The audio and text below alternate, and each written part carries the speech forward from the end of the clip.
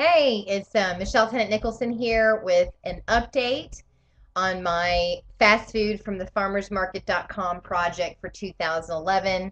As you know, from January 2011, I've been on a health kick for the year, became a spinning instructor because I was reading all of Jillian Michaels' books and works and so forth.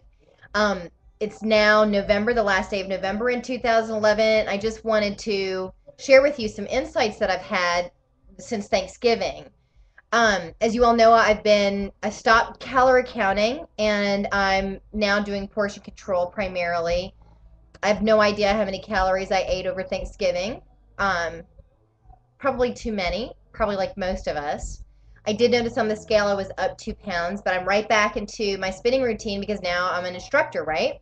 So that's been a really good structure for me is to become an instructor. And you know what? It's just for fun. So um, lead a full life. I run 3 companies. I'm finishing my master's thesis. I don't have children, but I have now chickens and a husky to take care of, as well as my husband. And I love to cook, and clean, so I'm a pretty domestic type person. So, what have I found that's actually working? Well, one of the things that I learned from Jillian Michaels this year was to eat organically because you don't know really what the chemicals are doing to your body. The other thing that I watched recently since Thanksgiving that I wanted you all to know about was um, this. It's called Fat to Fit. No, excuse me, Fit2Fat2Fit. Um, Now I've forgotten the guy's name. Danny something. I've got my spinning music in the background. I'm like testing out this new European ride I want to do for Friday's class. But anyway, gosh, what is his name? I'm gonna have to look on it like online while you're recording right here.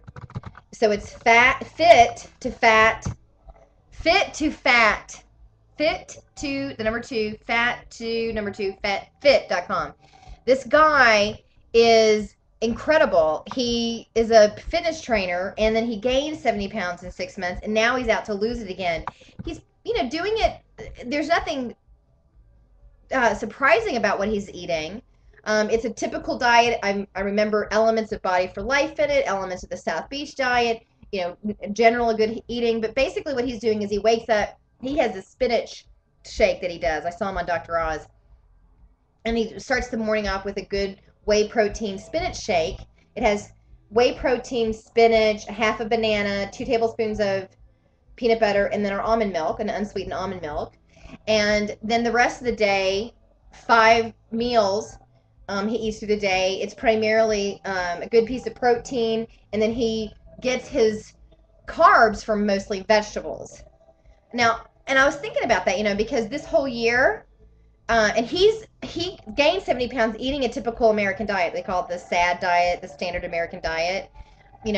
Cereal in the morning, through the day snacking on granola bars, juice in the morning, then for dinner or for lunch, peanut butter and jelly sandwich, and then for dinner, a burger or pasta, maybe for a snack before he goes to bed, another bowl of cereal. I mean, that is really typical of what Americans eat. And I was thinking about it because I was like, wow, you know, I'm still losing. The portion control thing is working, but what if I could actually tweak the type of food I'm eating again? When I was on Body for Life years ago, I really did keep clean eating through the week, and then I had one cheat day on Saturday, um, and that's when I rest for my workouts too.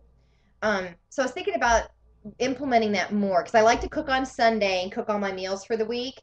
So I'm thinking about going a little heavier on the protein. Oh, and so on his snacks also he does grapefruit and almonds. And I remember this personal trainer years ago that I had in Cincinnati, and he was really big on the grapefruit. He loved grapefruit. He's like, cut out the carbs and eat a bunch of grapefruit. He was really fit too. A lot of the people who are like cut that I know are and chiseled out really watch the carbs.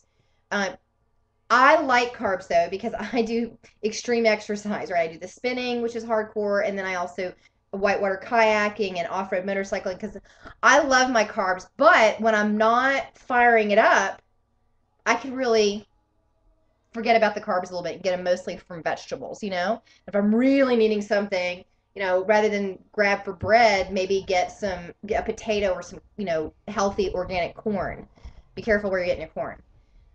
So those are the kinds of things that I'm going to start to implement. It's December soon, and so I'm going to do more of that and keep really clean eating through the week, and then on the weekends let loose a little bit. I'm still having my coffee though. I've been bouncing. I've been doing that all year. I've been doing it my whole life. Um, but I do believe, years ago I did e-diets. I mean, I've done all these diets, right? So I think you can learn a little bit from all of them, right? I think we keep searching for what works for our bodies. And when I did, it was the JillianMichaels.com e-diets, like you purchase the food and it came to you. And they had 3 small meals a day, but then they always had like one decadent snack. I mean, it was like a killer snack, like big old piece of chocolate or big old bag of healthy chips or healthy popcorn. It was the healthier brands, but still. And I was reading, the importance of actually treating yourself a day, which goes against the clean eating, right? So I'm thinking one decadent thing a day, either my coffee or my chocolate covered banana, at night or whatever. I think that's a good compromise. I don't need both. And I think that that's where I probably can improve, But so the workouts I'm doing now, I actually sprained my back because I was increasing my weights. And it's funny, like if you do the bodybuilding thing, they want you to, like, you start out at a lower weight and like maybe 5 pounds at one rep, and then you increase to 10 pounds, 15 pounds, 20 pounds, and then you're doing reps of like 12 at the lower, 10 at 10 pounds, 15, 8 at the 15 pounds, and maybe 6 at the 20-pound marker, right? So you're doing like this pyramid of weights. It's what the bodybuilders do. It's one strategy that they do. It's what I learned in Body for Life. So I started to do that again because I really wanted to start getting chiseled. Now, I've got my body, I'm thinner, but I'm still thick, right? I've lost weight this year, but I'm still thick. So how do I actually carve it out? Because, my chiropractor and my massage therapist are like, holy cow, you're muscular under there. I'm really strong. I've got that German strength, right? Because my mom's Bavarian. So how do I carve that out? And so one treat, I think my cream, and we'll see, I might change my mind, but like my coffee in the morning with a little bit of cream, real cream, organic cream, and then stopping by noon so that I can actually get a good night's rest. And then that's it. No more treats the rest of the day. So if I want chocolate or something that day, or I know I'm going to treat myself for something else that day, then do away with the coffee. I think that's a good compromise. Now this guy, Drew Manning at Fit2Fat2Fit, now he's going to lose all his 70 pounds now, right? It's a really fascinating story. He doesn't treat himself except for like one meal on like a Saturday or something like that. Otherwise, he's really clean eating, primarily proteins, healthy proteins, and then his vegetables and his fruit. Oh, isn't that intuitive though? Didn't you always think that? Like if we just focus on the protein and then fruits and vegetables and then nuts. I mean, when you're hungry, nuts are really satisfying because they've got the protein, the fat, and then some natural carbs in there too.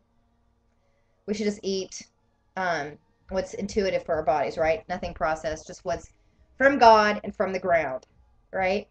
And you know what? And on that rationale, creamer from the cow, as long as it's the healthy cow and organic milk, I'm going to go ahead and allow myself that decadence.